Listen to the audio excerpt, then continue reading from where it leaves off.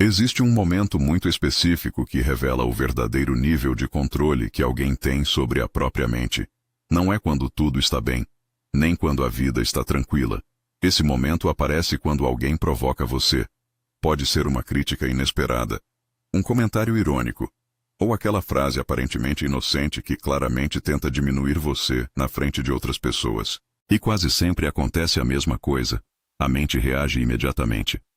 Surge a vontade de responder, de se defender, de provar que você não vai aceitar aquilo. Mas Marco Aurélio percebeu algo profundamente curioso sobre esse tipo de situação. Ele governava o maior império do mundo enquanto enfrentava intrigas políticas, ataques pessoais e disputas constantes por poder. E ainda assim, ele chegou a uma conclusão surpreendentemente simples. Na maioria das vezes, a provocação só tem poder quando consegue controlar sua reação. Por isso ele desenvolveu uma forma muito específica de lidar com esse tipo de comportamento. Uma abordagem silenciosa, elegante e extremamente eficaz. Hoje você vai descobrir o que Marco Aurélio fazia quando era provocado, e por que essa resposta continua sendo uma das estratégias mais inteligentes para manter dignidade, autoridade e clareza mental em qualquer situação. Se isso fez sentido, deixa o like agora e se inscreve no canal. Esse conteúdo foi feito para quem quer dominar a própria mente de verdade, não apenas nos momentos fáceis. Agora vamos entender o que Marco Aurélio sabia sobre provocação que a maioria das pessoas nunca para examinar. Para entender o método de Marco Aurélio, você precisa primeiro entender o que ele via quando alguém o provocava. Ele não via um ataque. Via uma pergunta sobre si mesmo. A pergunta que a provocação fazia não era: o que essa pessoa vai fazer agora? Era: quem você realmente é quando a pressão chega? Esse enquadramento muda tudo, porque a maioria das pessoas processa a provocação como ameaça externa, algo que chegou de fora e precisa ser repelido. Marco Aurélio a processava como teste interno, uma oportunidade de observar o que a própria mente fazia diante da pressão e de escolher, com consciência, o que faria a seguir. Imagine a diferença prática entre esses dois enquadramentos. No primeiro, você está em modo defensivo desde o momento em que a provocação chega. A energia vai para a resposta, para a defesa, para a gestão do que chegou de fora. No segundo, você está em modo observador. A energia vai para a leitura da situação, para a identificação do que está acontecendo de verdade, para a escolha consciente do que fazer a seguir. O primeiro é reativo por natureza. O segundo é deliberado por design. Marco Aurélio praticou a transição entre esses dois modos ao longo de décadas. Nas meditações, ele documenta a tensão entre eles com uma honestidade que é rara em qualquer registro histórico. Há momentos em que ele reconhece que falhou, que reagiu quando queria ter respondido, que cedeu ao modo defensivo quando tinha os recursos para o deliberado. E há momentos em que a distância que procurava estava presente, e o que emergiu foi exatamente o que ele buscava. Isso não era fácil para ele. As meditações são transparentes sobre esse aspecto. Ele precisava lembrar a si mesmo repetidamente de não reagir no impulso, de não deixar que a raiva falasse antes que o pensamento pudesse intervir. Esses lembretes eram necessários precisamente porque a reação instintiva é poderosa e não desaparece só porque você sabe que é prejudicial. Existe algo importante nessa transparência das meditações que vale nomear.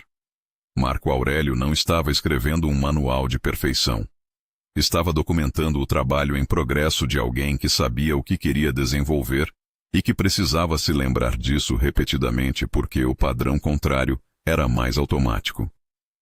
Quando você encontra nos seus escritos a mesma instrução repetida de formas diferentes, está vendo o registro de alguém que entendeu que o conhecimento sozinho não é suficiente.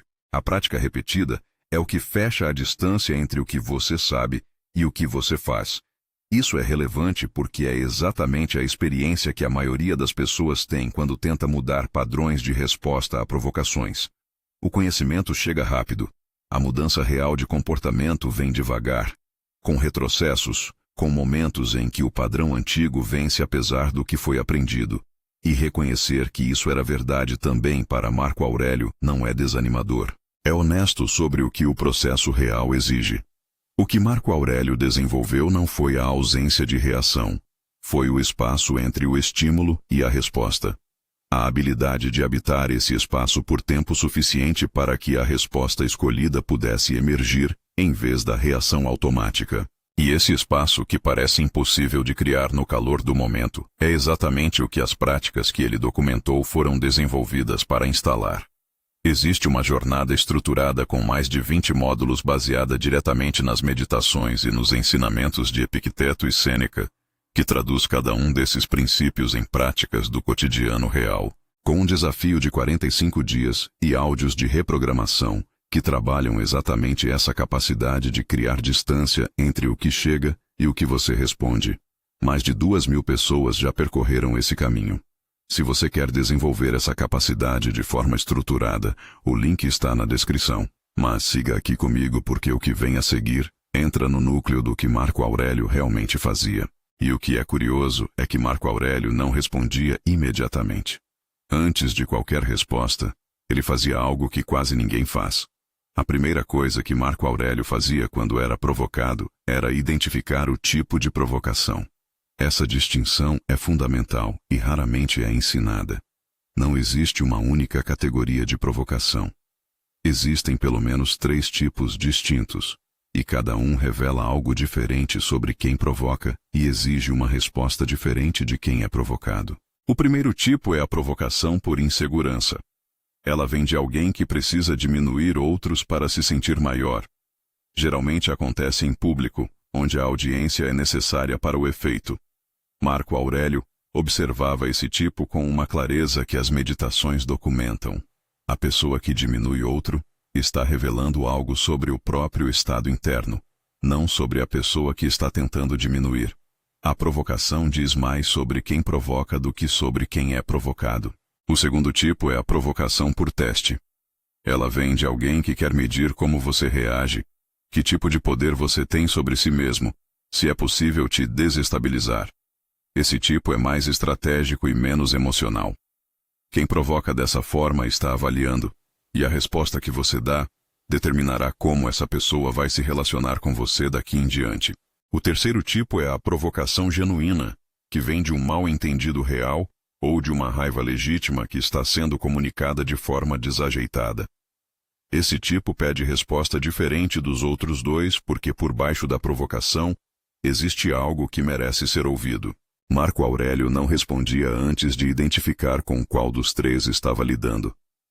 Porque responder ao tipo errado de provocação com a resposta certa para outro tipo é como usar a ferramenta errada para o trabalho.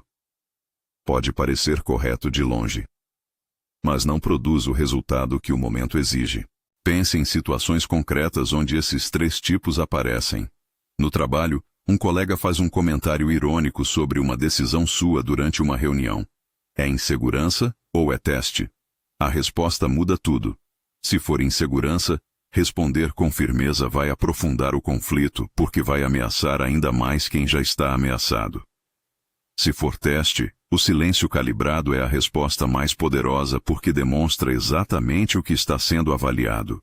E se for raiva legítima mal comunicada, responder ao tom em vez do conteúdo vai perder a oportunidade de resolver algo que merecia ser resolvido. A maioria das pessoas reage sem fazer essa distinção. E como resultado, usa a resposta errada com frequência suficiente para que as situações se repitam e se intensifiquem.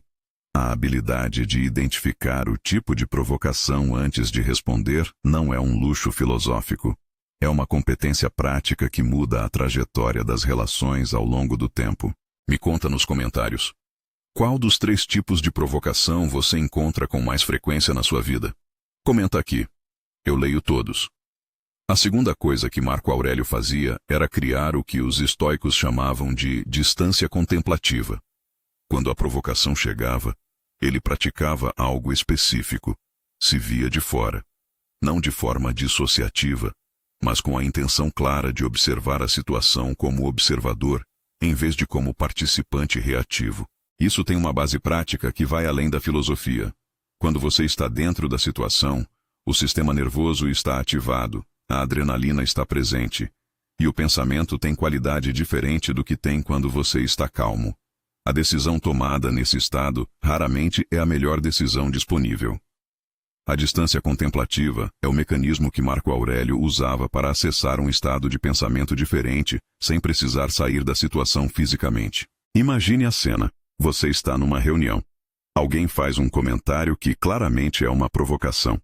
A primeira resposta da mente é reagir imediatamente, seja com defesa, seja com contra-ataque. A distância contemplativa interrompe esse ciclo. Em vez de entrar no comentário, você observa o comentário. Em vez de ser o alvo, por um momento você é o observador da cena inteira, incluindo a sua própria reação. Esse deslocamento de perspectiva, mesmo que dure apenas alguns segundos, muda completamente a qualidade da resposta que emerge. Porque a resposta que vem do observador tem acesso a informações que a resposta que vem do alvo não tem. O que essa provocação está revelando sobre quem a fez, o que a audiência está observando, qual resposta produziria o resultado que você realmente quer. Existe um detalhe físico sobre esse deslocamento que vale nomear, porque é o que torna possível praticá-lo nos momentos de maior pressão. A distância contemplativa não é apenas mental. Tem componentes físicos que a sustentam. A respiração que desacelera voluntariamente. O corpo que não avança em direção ao conflito. O olhar que observa em vez de fixar. Esses elementos físicos criam as condições para que o estado mental de observador possa emergir. E praticados com regularidade fora das situações de pressão, começam a estar disponíveis quando a pressão chega. Marco Aurélio escrevia nas Meditações sobre essa prática com consistência, que revela o quanto ele precisava dela, não como exercício ocasional, mas como reflexo cultivado ao longo de anos de prática deliberada. Isso está fazendo sentido? Deixa o like se você está acompanhando. A terceira coisa que Marco Aurélio fazia era examinar o conteúdo da provocação separado da forma em que chegou. Esse é um dos princípios mais práticos e menos óbvios de toda a abordagem estoica à provocação. A maioria das pessoas reage à forma, ao tom, à intenção percebida, à hostilidade do gesto, e ao reagir à forma, frequentemente descarta o conteúdo sem examinar se há algo útil dentro dele. Marco Aurélio fazia o oposto. Ele separava o envelope da mensagem. A forma pode ser agressiva, pode ser irônica, pode ser mal intencionada. Mas o conteúdo dentro dessa forma às vezes contém informação real.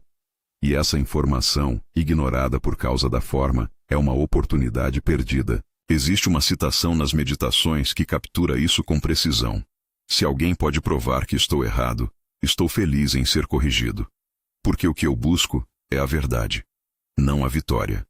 Essa postura só é possível quando você consegue separar o ego da análise. Quando a crítica, mesmo entregue de forma hostil, pode ser examinada sem que o exame ameace quem você é. Essa postura tem um pré-requisito que raramente é nomeado. Uma identidade suficientemente sólida para que o conteúdo da crítica não ameace quem você é. Quem reage defensivamente à crítica, frequentemente não está defendendo uma posição. Está defendendo uma imagem de si mesmo que não pode tolerar ser questionada. E essa fragilidade da imagem é o que a provocação explora, com ou sem intenção consciente. Marco Aurélio construiu uma identidade ancorada não em como era percebido, mas em como agia. O que ele fazia quando ninguém estava olhando. O que escolhia quando havia custo real. E uma identidade assim ancorada é muito menos vulnerável à crítica externa. Porque a crítica não chega ao ponto de ancoragem. Chega à superfície, onde pode ser examinada como informação sem desestabilizar o que está mais fundo. O custo de não desenvolver essa capacidade é significativo. Quem reage sempre à forma perde sistematicamente o conteúdo. Fica preso em disputas sobre como algo foi dito em vez de trabalhar com o que foi dito. E ao longo do tempo, desenvolve uma sensibilidade à hostilidade percebida que faz com que informações importantes cheguem filtradas pela reação ao tom, em vez de processadas pelo conteúdo. Conheci alguém que descrevia um feedback recebido de um gestor que era claramente duro demais, com um tom que beirava a crueldade. O impulso imediato foi descartá-lo como ataque pessoal, mas quando a raiva passou o suficiente para que o conteúdo pudesse ser examinado separado do tom, havia algo real lá dentro. Um padrão de comportamento que estava sendo descrito, de forma brutal, mas com precisão. Ignorar o feedback por causa do tom teria preservado o ego no curto prazo.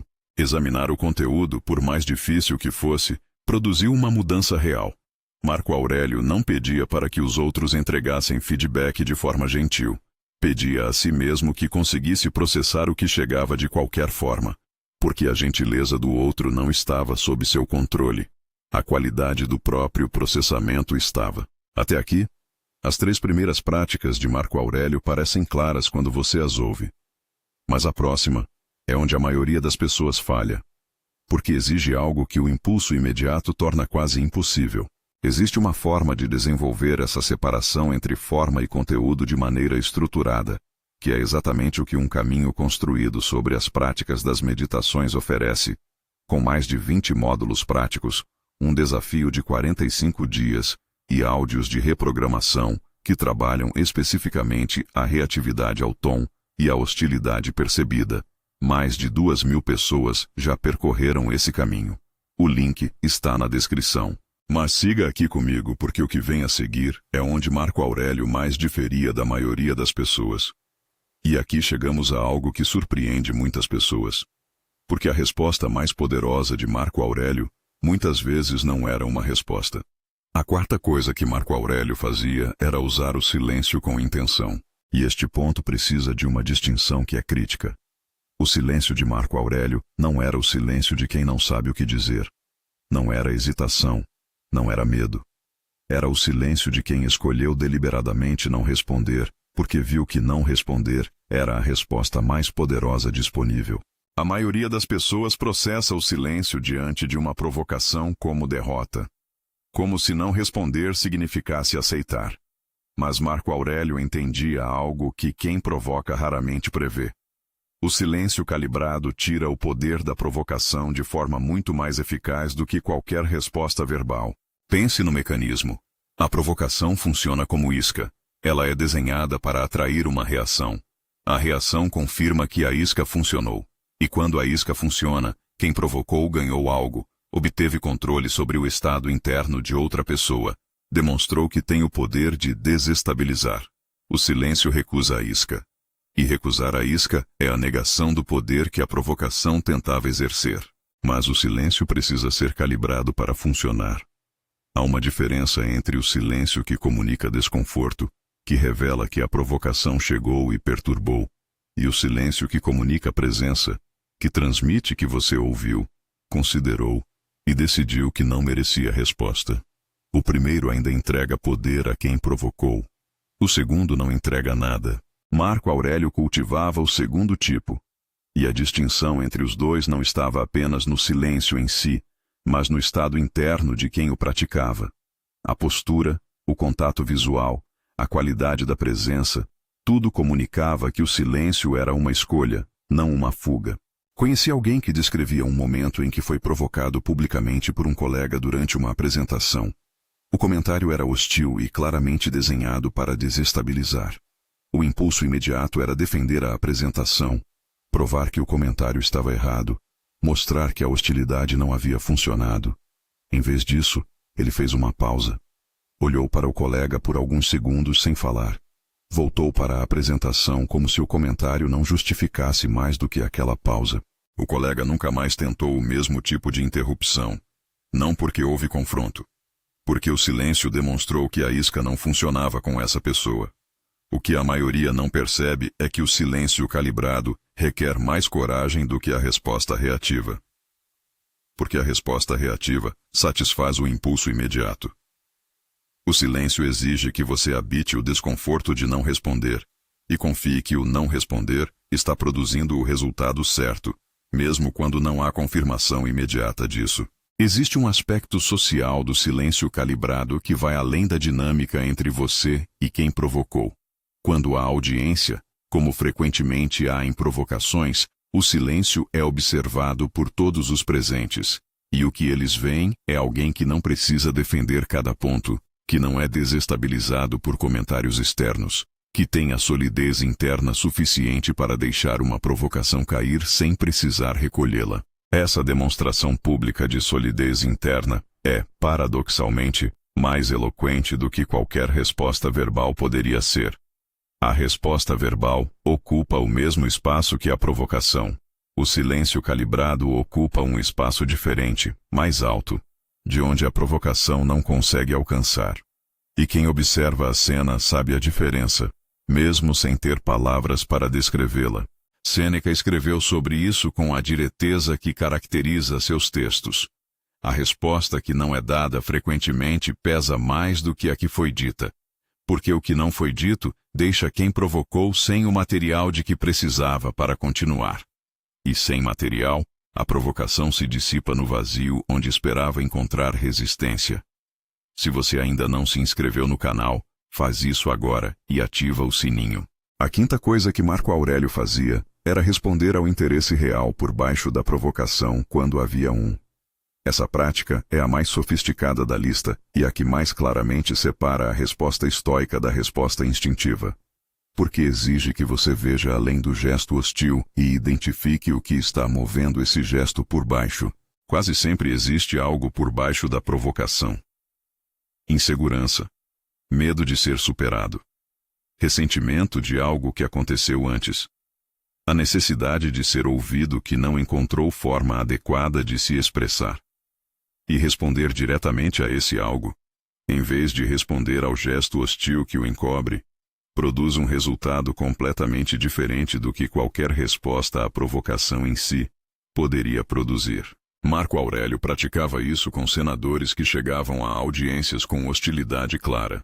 Em vez de responder à hostilidade, ele respondia ao que havia sob ela.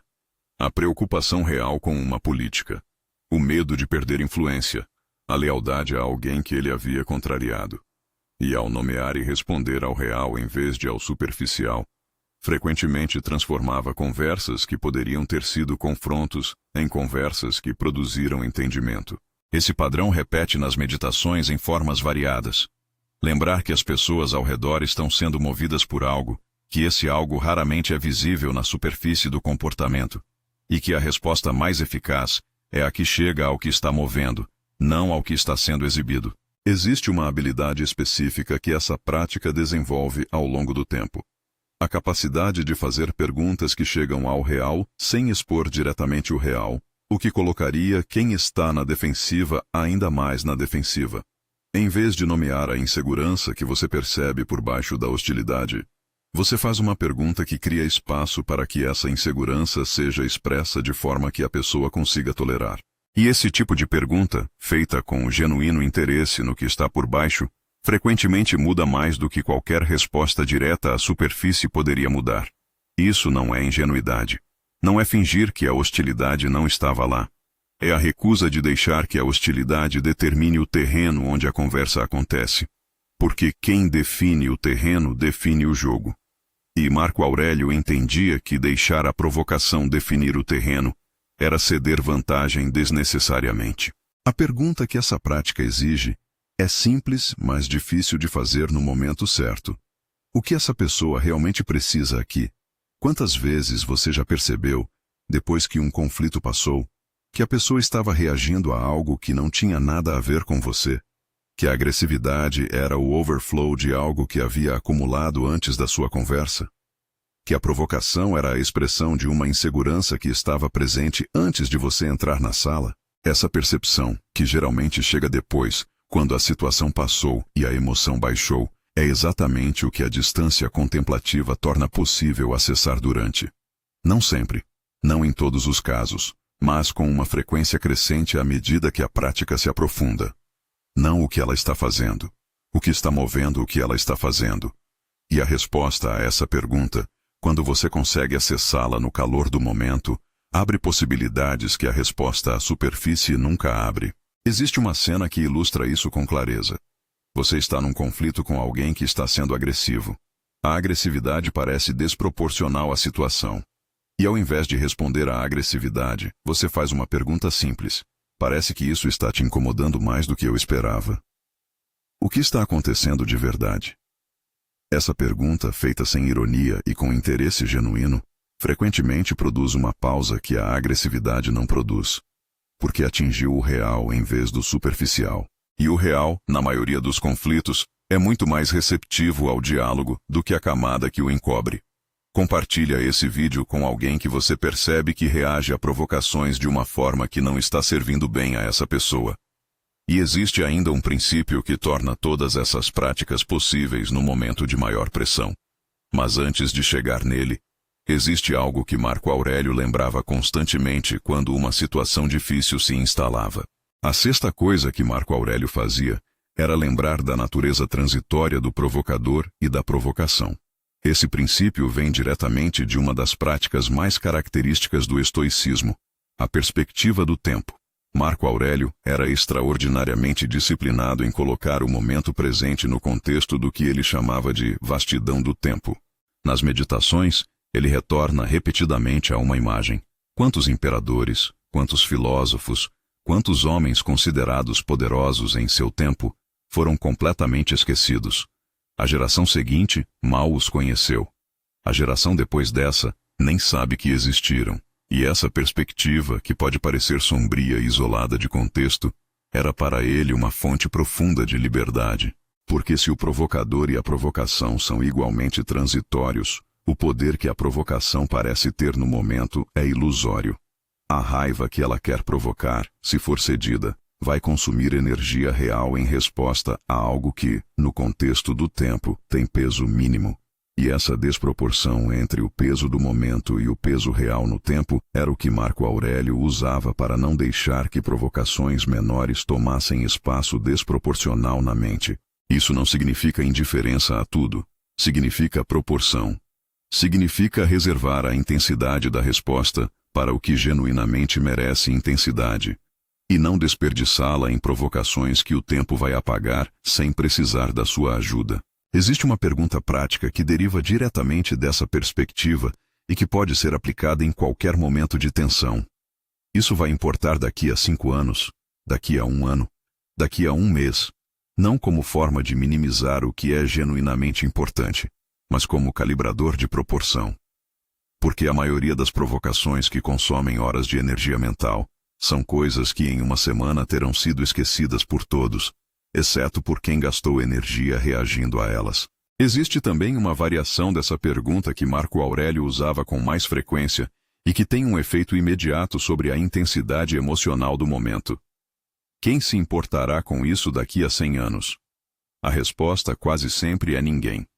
E essa resposta, aplicada ao comentário irônico de um colega, ao julgamento de alguém que mal te conhece, à provocação que chegou no pior momento possível, reduz a escala percebida do evento, de forma que torna disponíveis recursos que a escala inflada bloqueava. Isso não é indiferença. É perspectiva. E perspectiva é o que permite que a resposta escolhida seja proporcional ao peso real do que aconteceu, em vez de proporcional ao peso que o estado emocional do momento atribuiu. Marco Aurélio governava um império e ainda assim registrava nas meditações provocações de indivíduos específicos que hoje ninguém conhece. O que isso revela é que mesmo para ele, a perspectiva do tempo precisava ser ativamente aplicada. Não era automática. Era uma escolha deliberada de colocar o momento presente no contexto maior, repetida sempre que o momento parecia maior do que era. Deixa o like se você chegou até aqui e está reconhecendo nos princípios de Marco Aurélio algo que faz sentido na sua própria vida. A sétima coisa que Marco Aurélio fazia era agir a partir de valores, não de emoções. Essa distinção é o núcleo de toda a abordagem estoica à provocação e ao comportamento humano em geral. A pergunta que guiava cada resposta de Marco Aurélio não era como estou me sentindo agora. Era o que a pessoa que quero ser faria nessa situação. A diferença entre essas duas perguntas é a diferença entre reagir e responder. Reagir é deixar o estado emocional do momento determinar o comportamento. Responder é deixar os valores que você escolheu cultivar determinar o comportamento, independentemente do estado emocional que o momento está produzindo. A maioria das pessoas que reagiu de forma que lamentou depois não tomou uma decisão errada. Não teve a oportunidade de tomar uma decisão. A emoção tomou a decisão antes que o processo deliberado pudesse começar. E isso não é fraqueza moral. É o resultado natural de não ter desenvolvido o espaço entre o estímulo e a resposta que a prática constrói. Pessoas fortes não são aquelas que não sentem a raiva ou a frustração diante de uma provocação. São aquelas que sentem a mesma coisa e mesmo assim conseguem, no espaço que criaram entre o sentir e o agir, escolher o comportamento alinhado com quem querem ser. Essa escolha, repetida com consistência ao longo do tempo, é o que a palavra caráter descreve quando é usada com precisão. Marco Aurélio tinha valores claramente definidos, que repetem nas meditações com consistência: justiça, moderação, coragem, sabedoria. E quando uma provocação chegava, a questão não era o que a raiva queria fazer, era o que a justiça pedia nessa situação, o que a sabedoria escolheria, o que o comportamento que ele queria modelar para quem observava exigiria. Agir a partir de valores em vez de emoções não significa negar as emoções. Marco Aurélio sentia raiva, sentia frustração, sentia a vontade de contra-atacar. O que ele desenvolveu foi a capacidade de reconhecer essas emoções sem ser governado por elas, de deixá-las ser informação sobre o que a situação estava produzindo nele, sem deixar que essa informação se tornasse automaticamente o comando do próximo comportamento. Existe uma pergunta que ele documentava nas meditações e que sintetiza essa prática com precisão. Esta ação, agora, quem está fazendo? A raiva ou eu? Essa pergunta, feita no espaço entre o estímulo e a resposta, cria uma separação que a maioria das pessoas nunca experimenta porque nunca parou para perceber que a separação é possível. A raiva é uma emoção que você tem, não é você. E essa distinção, quando realmente internalizada e não apenas compreendida intelectualmente, muda fundamentalmente quem está no comando nos momentos de maior pressão. Marco Aurélio voltava a essa distinção repetidamente nas meditações. Não porque havia resolvido o problema, mas porque sabia que a mente, sem lembretes regulares, colapsa de volta ao modo reativo com facilidade. E os lembretes regulares eram a estrutura que mantinha a distinção viva nos momentos em que mais importava. Quantas vezes você respondeu algo no calor do momento e só percebeu depois que aquela resposta não representava quem você realmente quer ser? Esse intervalo entre o impulso e o arrependimento é exatamente o espaço que Marco Aurélio passou décadas aprendendo a habitar. Quanto tempo você passou reagindo a provocações de uma forma que, olhando depois, não estava alinhada com a pessoa que você quer ser? Comenta aqui embaixo. A oitava coisa que Marco Aurélio fazia era considerar o que a resposta comunicaria a quem estava observando. Esse princípio é raramente citado, mas está presente nas meditações de forma consistente. Marco Aurélio entendia que, como líder, cada comportamento seu era visto, interpretado e aprendido por outras pessoas. A resposta que ele dava a uma provocação não era apenas entre ele e quem provocou, era uma demonstração pública de como o poder real se comporta. E isso mudava o cálculo da resposta completamente. A resposta reativa, aquela que a raiva quer dar, comunica que a provocação funcionou, que você pode ser desestabilizado, que quem provoca tem acesso ao seu estado interno e pode alterá-lo. E uma vez que essa demonstração foi feita, mais provocações virão de mais pessoas, porque o resultado foi comprovado. A resposta calibrada, aquela que a equanimidade produz, comunica o oposto, que a provocação chegou e não encontrou onde se apoiar, que o estado interno não está disponível para ser alterado por comentários externos. E essa demonstração, quando é genuína e não apenas performática, tem um efeito sobre o ambiente ao redor que a reação nunca poderia ter. Marco Aurélio não calculava isso de forma fria e estratégica em cada momento. Era o resultado de anos de prática que tornaram essa qualidade de resposta mais natural do que a reação instintiva. Mas nos anos em que a prática ainda estava sendo construída, ele sim calculava. Perguntava a si mesmo, antes de responder, o que essa resposta comunicaria. E essa pergunta, feita consistentemente, foi mudando progressivamente o tipo de resposta que emergia naturalmente. Vale examinar o que a resposta reativa típica comunica, porque raramente é o que quem reage quer comunicar. A defesa imediata comunica que a provocação chegou e perturbou o suficiente para exigir defesa. O contra-ataque comunica que o estado interno pode ser alterado por comentários externos. A ironia de volta comunica que o jogo de provocação é o terreno onde você aceita jogar. Cada uma dessas respostas entrega ao provocador exatamente o que ele tentava obter. A demonstração de que tem acesso ao seu estado interno. A resposta calibrada comunica algo estruturalmente diferente, que você ouviu, que considerou, que avaliou e que decidiu, de forma consciente, o que vale sua energia e o que não vale. Essa sequência, quando é percebida por quem provocou e por quem observou, redefine completamente a dinâmica. E é essa redefinição, não a vitória num conflito específico, que Marco Aurélio buscava. Me conta nos comentários. Você consegue pensar num momento em que sua resposta a uma provocação comunicou exatamente o que você queria comunicar? Ou num momento em que comunicou o oposto? E todas as práticas anteriores levam a esta última, porque sem ela, nenhuma das outras funciona de forma consistente no momento em que realmente importa. A nona coisa que Marco Aurélio fazia era trabalhar a resposta antes que a situação chegasse. Esse é o princípio que mais claramente separa a prática estoica do conselho superficial sobre controle emocional. A maioria dos conselhos diz: quando alguém te provocar, respire fundo e pense antes de reagir. Como se o momento da provocação fosse o momento para começar o trabalho. Marco Aurélio entendia que esse conselho é verdadeiro, mas insuficiente, porque no momento da provocação, o sistema nervoso está ativado, a emoção está presente e a capacidade de fazer o trabalho mais difícil está comprometida. O momento da provocação é tarde demais para começar. O trabalho real acontece antes. Nas manhãs que ele documentava nas meditações, onde antecipava as dificuldades que o dia poderia trazer e preparava a mente para elas, na prática regular de examinar os próprios padrões de reação, na reflexão noturna sobre como havia respondido durante o dia e o que poderia ter sido diferente. Esse trabalho preventivo é o que tornava possível, no momento da provocação, o acesso à distância contemplativa, ao silêncio calibrado, à resposta alinhada com valores. Não porque esses recursos fossem criados no momento, mas porque haviam sido construídos antes, repetidamente, de forma que estavam disponíveis quando necessários. É a diferença entre tentar aprender a nadar quando está se afogando e aprender a nadar antes de entrar em águas profundas. O segundo é possível. O primeiro raramente é.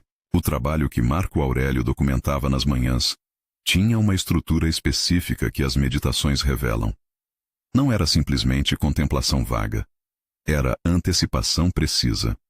Hoje vou encontrar pessoas difíceis. Hoje alguém pode tentar me desestabilizar. Como a pessoa que quero ser responderia a isso? O que as minhas reações menos conscientes tentariam fazer e o que eu escolheria fazer em vez disso? Essa conversa interna, feita com regularidade, não era pessimismo, era preparação. O atleta que visualiza a competição antes de competir não está sendo negativo sobre o resultado. Está tornando as respostas que precisará dar mais acessíveis no momento em que precisar delas. Marco Aurélio fazia o mesmo com as situações relacionais e emocionais mais difíceis do seu dia. Havia também uma prática noturna que complementava a matinal. Ao final de cada dia, ele revisava os momentos onde o padrão que queria havia aparecido e os momentos onde o padrão que queria evitar havia aparecido em vez disso, sem julgamento severo, com a pergunta: o que estava presente nos momentos onde fui quem quero ser? E o que estava presente nos momentos onde não fui? Esse inventário noturno, feito com honestidade regular, constrói ao longo do tempo um mapa de condições. Você começa a identificar os contextos, os estados físicos, os horários, os tipos de pessoa que mais ativam o padrão reativo. E com esse mapa, a preparação matinal pode ser mais precisa, porque você sabe exatamente onde o trabalho mais precisa acontecer.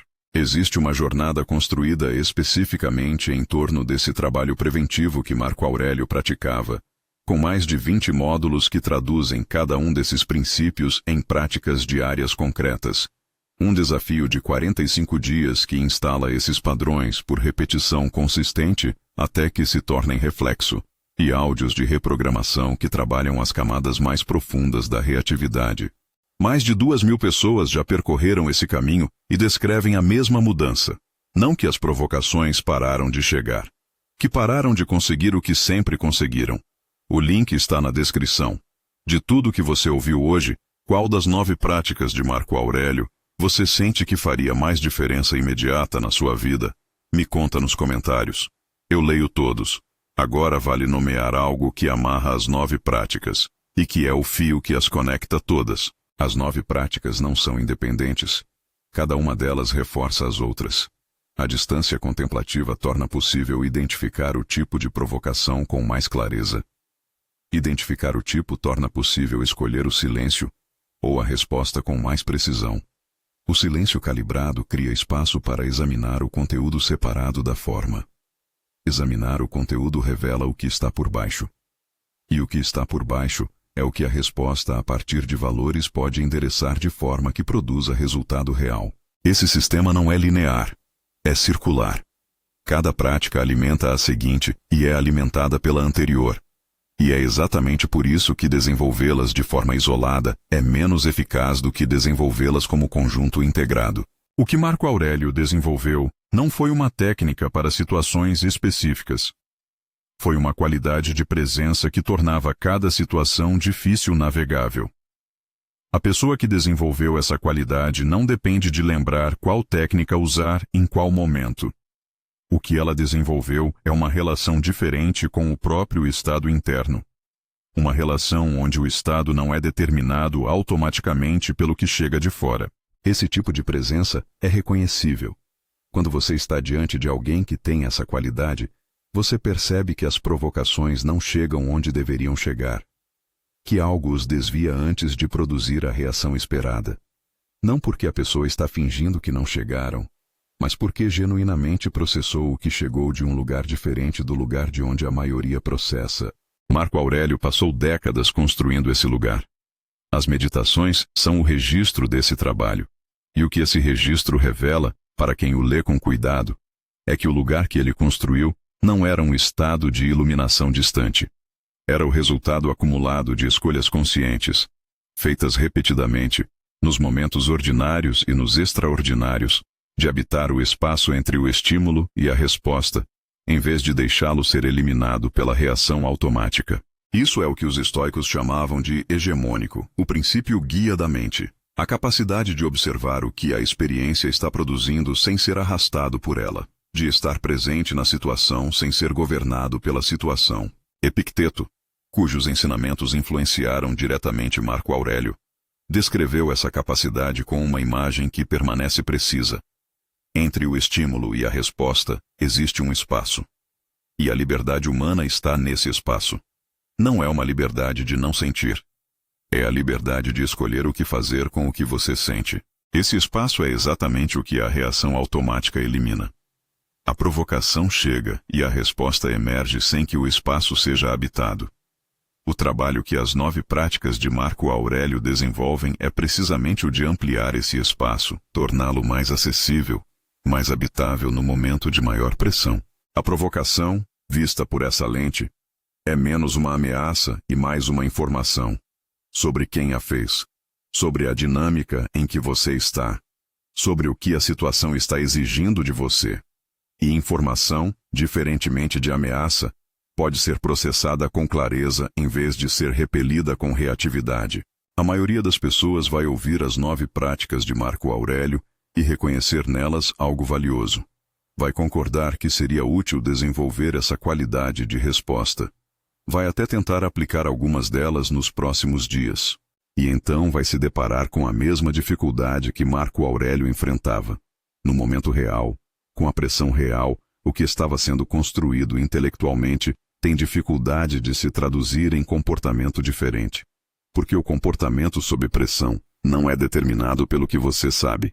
É determinado pelo que você praticou, até que se tornasse mais automático do que a reação original. Existe um padrão específico que a maioria das pessoas experiencia nessa tentativa. Nos dias seguintes a ouvir algo como o que você ouviu hoje, há uma janela de maior consciência. Quando a próxima provocação chega, você a reconhece mais cedo. Talvez consiga criar um pouco mais de distância. Talvez a resposta seja um pouco mais calibrada do que seria antes. E então a consciência vai diminuindo. A próxima provocação chega num momento em que você está menos preparado, E a reação automática retorna, não porque o esforço não valeu, mas porque a janela entre saber e ter instalado de forma sustentável é precisamente o que o trabalho diário que Marco Aurélio praticava estava fechando. É por isso que o trabalho que Marco Aurélio documentava era diário, repetitivo e estruturado. Não porque ele não soubesse os princípios, mas porque sabia que saber e ter instalado são coisas completamente diferentes. Compartilha esse vídeo com alguém que você percebe que ainda está deixando provocações determinarem reações que não estão servindo bem a essa pessoa. Inscreva-se no canal, se ainda não fez isso. Em alguns segundos vai aparecer um vídeo na tela que aprofunda o que você acabou de ouvir. Ele é o próximo passo dessa jornada. Não ignore. Talvez enquanto você ouvia as 9 práticas, algumas situações específicas tenham surgido na sua memória. Um conflito que terminou de uma forma que você ainda lamenta. Uma resposta que deu no calor do momento e que, em retrospecto, entregou mais do que queria para quem provocou. Uma situação em que o silêncio teria produzido muito mais do que a resposta que veio automaticamente. Essas memórias não são falhas a lamentar. São o mapa de onde o trabalho está. E o valor de ter esse mapa é que ele torna possível, da próxima vez que a mesma situação surgir, reconhecê-la antes que a reação automática complete o ciclo. Marco Aurélio documentava situações similares nas meditações, não como confissões de fraqueza, como material de trabalho, como o registro honesto do gap entre quem ele queria ser e quem havia sido naquele dia. E a redução consistente desse gap, ao longo de anos, é o que as meditações documentam, de forma que ainda é legível 2000 anos depois. E tudo volta para aquele instante específico. Lembra do momento descrito no início deste vídeo? Aquele instante específico onde tudo parece razoável, e o impulso de responder é quase irresistível. Marco Aurélio conhecia esse momento melhor do que a maioria. Ele o encontrava com uma frequência e uma intensidade que a maioria das pessoas nunca vai experimentar. E o que as meditações documentam é que esse momento nunca ficou completamente fácil para ele. O que mudou foi o que ele fazia dentro dele. As 9 práticas que você conheceu hoje não são atalhos. São o mapa de um trabalho que Marco Aurélio levou décadas construindo, que documentou com honestidade sobre o quanto precisava ser lembrado, que revisitava repetidamente porque sabia que a mente esquece o que não é praticado. E o que torna esse mapa diferente de outros conteúdos sobre controle emocional é exatamente isso. Marco Aurélio não estava descrevendo um ideal teórico. Estava documentando o que ele mesmo precisava praticar todos os dias para que o que sabia se tornasse o que fazia. A distinção entre saber e fazer era tão real para ele quanto é para qualquer pessoa hoje. Você vai encontrar provocações nos próximos dias. Provavelmente nos próximos horas. E cada uma delas vai ser uma oportunidade de verificar onde está o gap entre as 9 práticas que você ouviu hoje e o que emerge naturalmente no momento da pressão. Esse gap não é falha. É o território onde o trabalho acontece. Marco Aurélio passou décadas trabalhando nesse território. Não chegou ao fim sem ele. Chegou ao fim com ele menor do que estava no começo. E é exatamente essa redução progressiva, não a perfeição, que as meditações documentam como o resultado real de uma vida dedicada a esse trabalho. O que você faz com esse mapa agora é sua escolha. Agora, depende de você.